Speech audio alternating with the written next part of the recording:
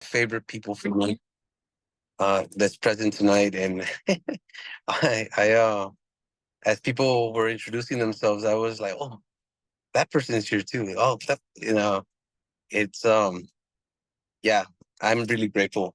Um, yeah, today's thank you everyone for the opportunity for me to um share a talk tonight.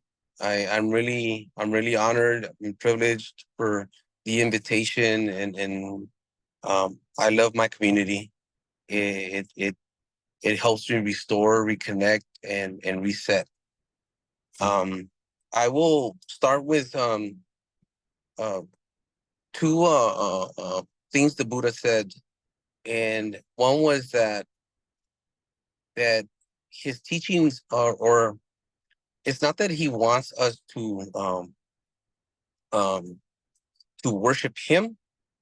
It's something that his goal or a goal has been for the teachings to serve as a light for us, for us to be a light unto ourselves. One. And two, there's another quote that's um, said to have been said by the Buddha, that the Dharma is to be applied to our individual experience too. And since I've been out, um, it's been really interesting to me, because life out here has been is very chaotic. A lot more. This is just a lot more stuff uh, uh, than there was for me when I was incarcerated. Although that, being incarcerated for me was uh, had its own recipes of chaos. Um, but there's just more of it since I've been out here, and I'm very grateful to the teachings, to the practices, because as the longer that I've been out here, the more busy and chaotic uh, the life is that I stepped out into, and the life that I've been creating. And the longer that I've been out here, the less time that I've had to sit. And that, to me, I has been the interesting part, because it is one. It has shown that how valuable the practice is and has been in my life. And that's something that Diane Wild mentioned uh, during a Dharma talk when I was still in New Folsom, in New Folsom State Prison. And uh, I remember this experience that I'm having out here reminded me of a Dharma talk that she gave, where she mentioned in the Sangha that when we're practicing, we might not notice that, or that we're making any progress anymore in a moment, or it feels like uh, there is no movement. Um, but once we start practicing, we notice how much help the practice has been. And, and that's what's it's been apparent and noticeable since I've been out, and the more busier that I've made my life. But at the same time, I noticed that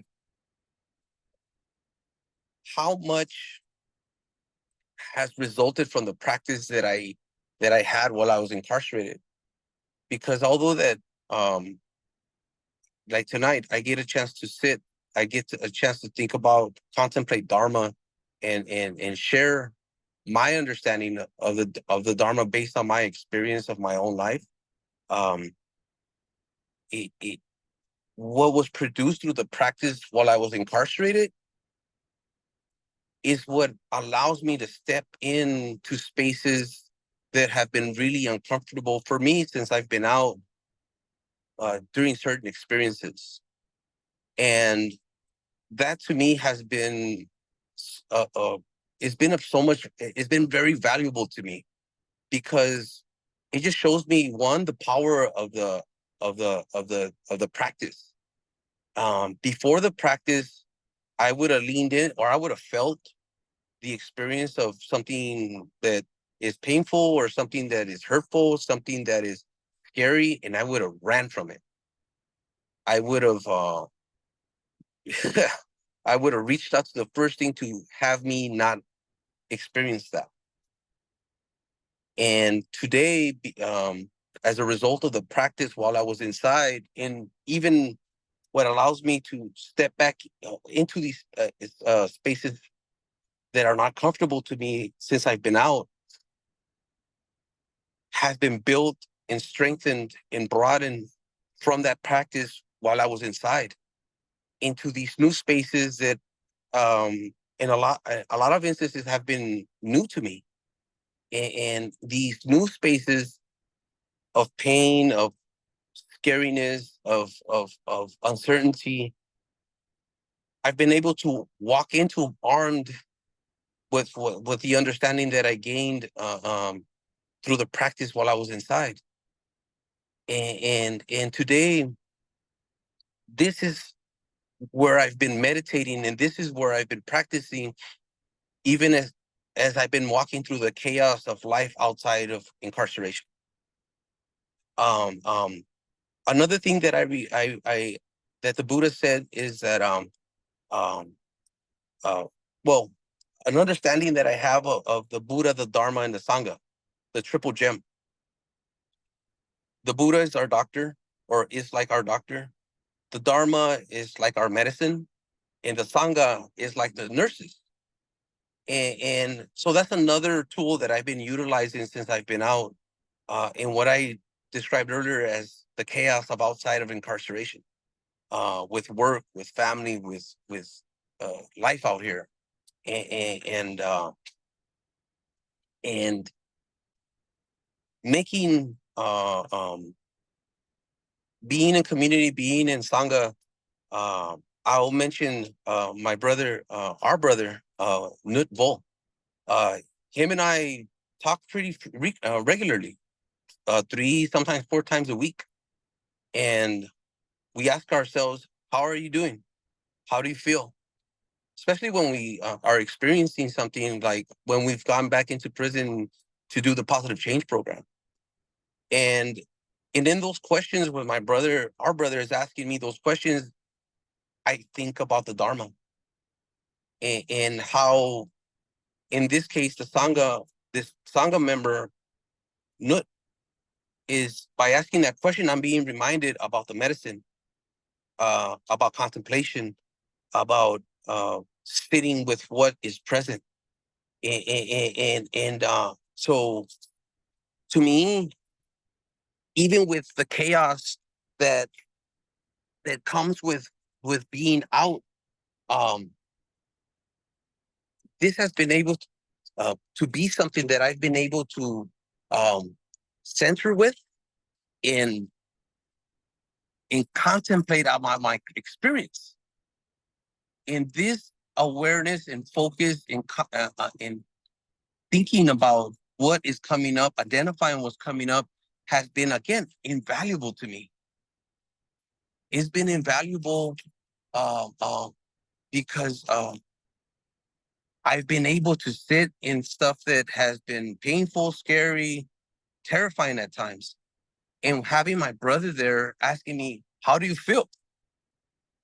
While I'm experiencing these things, and being present with bringing myself back, is what helps me, supports me while I'm centering, when I'm utilizing uh, the tools that I gained while I was inside, the broadening and the strength to sit in what's been scary, in what's scary out here. And again, uh, one of the nurses, or one of the Sangha members, me utilizing that resource to walk now through this new terrain, and and practicing to see what the lesson is, and see how to apply the Dharma in this situation that's unique to my experience. And having my brother not telling me, oh, you should do this, you should do that, just asking me, how do you feel? Like the sound of the gong summoning me to focus, and summoning my attention. And to me, all of this foundation, and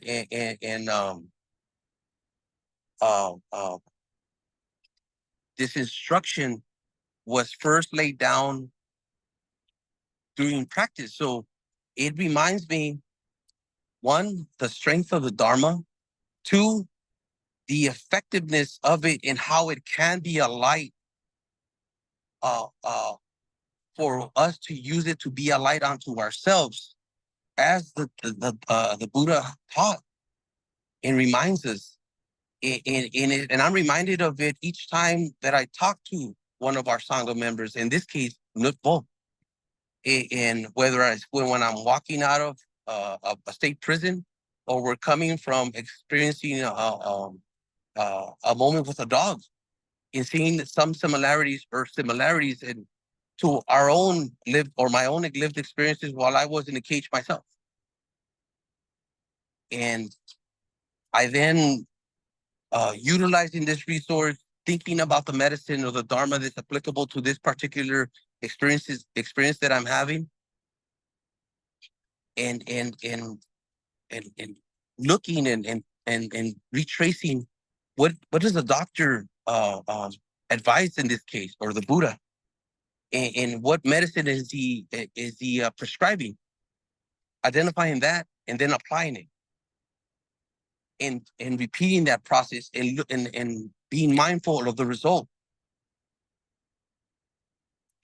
To me, this has been invaluable. I've been out now 4.5 years, and I love what the practice while I was inside has given me, because it's giving me something while I'm moving through the chaos of freedom of what I call outside of incarceration. It is equipped me while I'm walking through these storms of busyness, of family life, of work life, uh, to have tools at my disposal to continue to walk as things are moving me one way and another way. And it just reinforces, uh, to continue to rely in the Buddha, in the Dharma, in the Sangha. So I I I hope that some of what I've said has been useful. And I'm thankful to all of you, and I love every single one of you. Thank you for your time.